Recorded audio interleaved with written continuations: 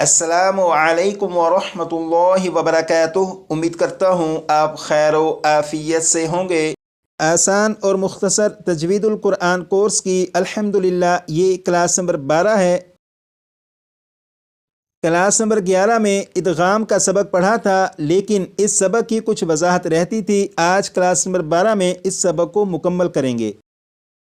یہاں پر لکھا ہے ادغام، اور ادغام کا معنی ہے ملانا۔ ادغام یعنی ملانے سے مراد یہ ہے کہ نون ساکن یا تنوین کے بعد ان 6 حروف میں سے اگر کوئی بھی حرف آ جائے تو نون ساکن یا تنوین کو ان 6 حروف میں سے جو بھی حرف آیا ہوا ہوگا اس حرف میں ادغام کر کے پڑھنا، یعنی ملا کر پڑھنا۔ جیسے ان 6 حروف میں سے یہ یا ہے، اور یہاں پر نون ساکن کے بعد یا ہے۔ جب نون ساکن کے بعد یا ہے تو اس نون ساکن کو اس یا میں ادغام کر کے پڑھیں گے، یعنی نون ساکن کو یا میں ملا کر پڑھیں گے۔ اور نون ساکن کو یا میں ادغام کر کے کس طرح پڑھا جاتا ہے اس کی وضاحت کلاس نمبر 11 میں کی گئی تھی۔ نون ساکن کے بعد یا کے علاوہ بقیہ جو 5 حروف ہیں اگر یہ آ جائیں تو نون ساکن کو ان 5 حروف میں کس طرح ادغام کر کے پڑھیں گے، اب اس کی وضاحت کی طرف چلتے ہیں۔ لیکن اس سے پہلے ان 6 حروف کو یاد کر لیتے ہیں، کیونکہ اگر یہ 6 حروف اچھی طرح یاد ہوں گے تو آج کے سبق کو سمجھنا بہت آسان ہوگا۔ یہاں پر لکھا ہے یا، را، میم، لام، واو، نون۔ 6 مرتبہ پڑھیے گا۔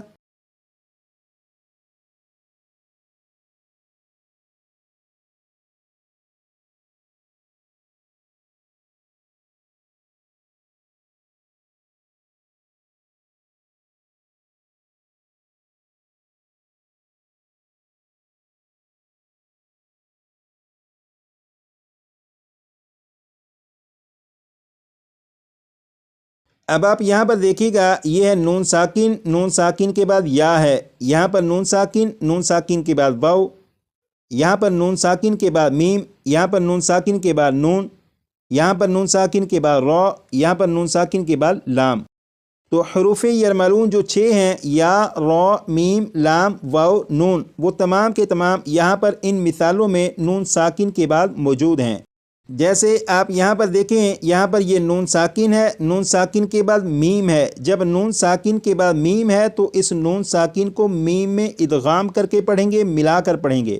جیسے یہ لکھا ہوا ہے بسم اللہ الرحمن الرحیم، من۔ تو یہاں پر یہ جو من ہے اس کا جو نون ساکن ہے، جب نون ساکن کو میم میں ادغام کریں گے تو نون ساکن کی آواز پھر نہیں آئے گی، بلکہ میم کے بعد میم کی آواز آئے گی، اور یہاں پر غنہ بھی کریں گے اور اسے پڑھیں گے مم مثلیہ۔ اسی طرح یہاں پر نون ساکن کے بعد نون ہے تو اس نون ساکن کو نون میں ادغام کر کے پڑھیں گے، ملا کر پڑھیں گے۔ جیسے یہ لکھا ہوا ہے من، لیکن جب نون ساکن کو نون میں ادغام کرنا ہے تو پھر یہ جو نون ساکن ہے اس کی آواز ختم ہو جائے گی، اور میم کے بعد نون مشدد جو ہے اس کی آواز آئے گی اور غنہ کے ساتھ پڑھیں گے۔ جیسے من نصیر۔ اسی طرح یہاں پر دیکھیے گا، یہ نون ساکن کے بعد را ہے۔ جب نون ساکن کے بعد را آ جائے تو نون ساکن کو را میں ادغام کر کے پڑھتے ہیں، ملا کر پڑھتے ہیں۔ لکھا ہوا ہے من، لیکن جب نون ساکن کو را میں ملا کر پڑھیں گے تو پھر نون ساکن کی آواز نہیں آئے گی، بلکہ میم کے بعد را کی آواز آئے گی، اور یہاں پر غنہ نہیں کریں گے اور اسے پڑھیں گے مر ربہم۔ اب آپ یہاں پر دیکھیے گا، یہاں پر نون ساکن کے بعد لام ہے۔ نون ساکن کے بعد جب لام آ جائے تو نون ساکن کو لام میں ادغام کر کے پڑھتے ہیں، ملا کر پڑھتے ہیں۔ لکھا ہوا ہے من، لیکن جب نون کو لام میں ادغام کریں گے تو نون کی آواز ختم ہو جائے گی، اور میم کے بعد پھر لام کی آواز آئے گی، اور یہاں پر جب ادغام کریں گے تو غنہ بھی نہیں کریں گے۔ جیسے من لدنہ۔ ان 4 مثالوں میں جو سبق کی وضاحت کی گئی یہ تو مشکل نہیں ہے، لیکن یہاں پر یہ 2 مثالیں جو ہیں ان میں تھوڑی سی پریکٹس کرنی پڑے گی۔ یہاں پر دیکھیے گا یہ نون ساکن ہے، نون ساکن کے بعد جب یا آ جائے تو نون ساکن کو یا میں ادغام کر کے پڑھیں گے، ملا کر پڑھیں گے، اور نون ساکن کو یا میں ادغام اس طرح کریں گے کہ غنہ بھی ہو، جیسے لکھا ہوا ہے من من من یقول من یقول، تو میم کے بعد آپ کو یہ جو آواز آ رہی ہے میں این این، یہ نون ساکن کا یا میں ادغام بھی ہو رہا ہے، اور ادغام اس طرح ہو رہا ہے کہ غنہ کے ساتھ۔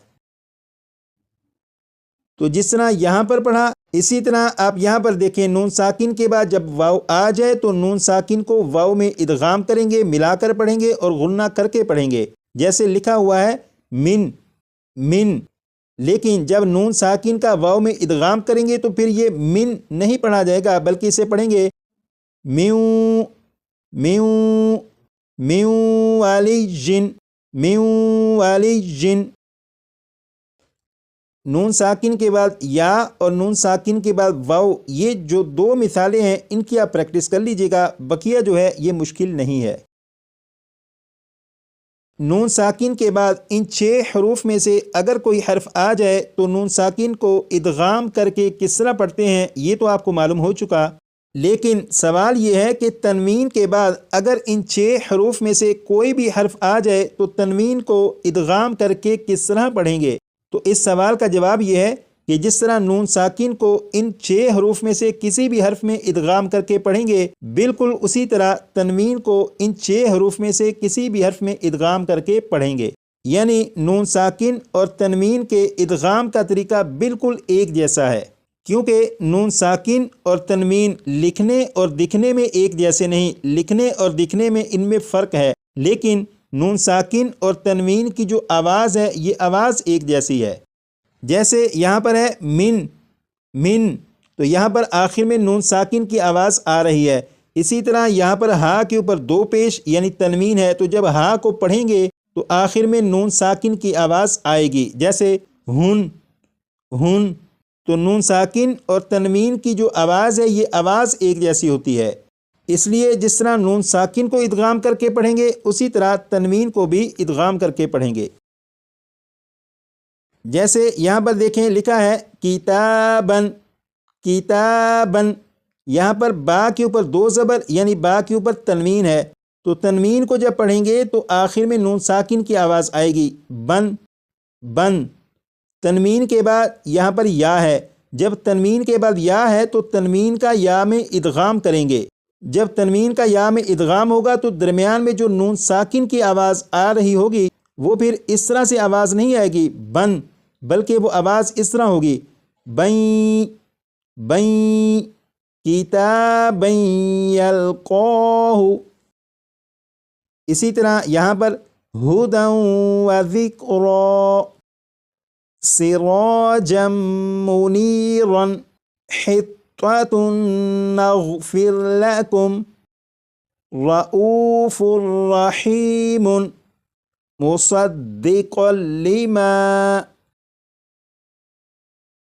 نون ساکن اور تنوین کے ادغام کے بارے میں تو آپ کو معلوم ہو چکا، اب یہ جو سبق لکھا ہے اس کی وضاحت کر کے کلاس کا اختتام کرتے ہیں۔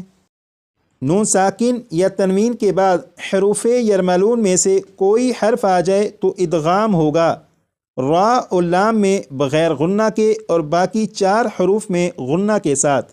اس کا مطلب یہ ہے کہ اگر نون ساکن کے بعد ان 6 حروف میں سے کوئی بھی حرف آ جائے تو را اور لام میں جب نون ساکن کا ادغام کریں گے تو غنہ نہیں کریں گے، لیکن بقیہ جو 4 حروف ہیں جیسے یا میم واو نون، جب ان 4 حروف میں نون ساکن کا ادغام کریں گے تو غنہ بھی کریں گے۔